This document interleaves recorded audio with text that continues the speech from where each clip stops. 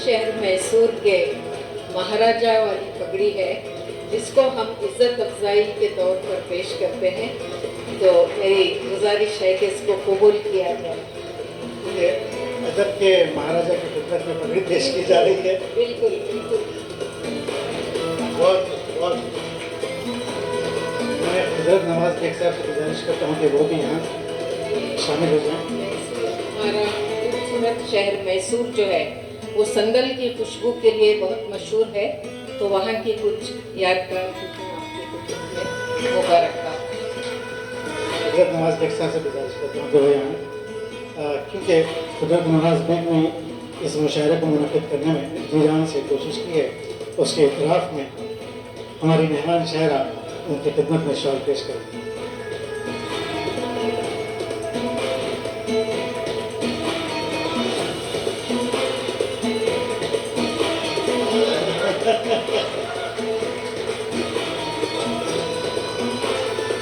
बहुत बहुत शुक्रिया।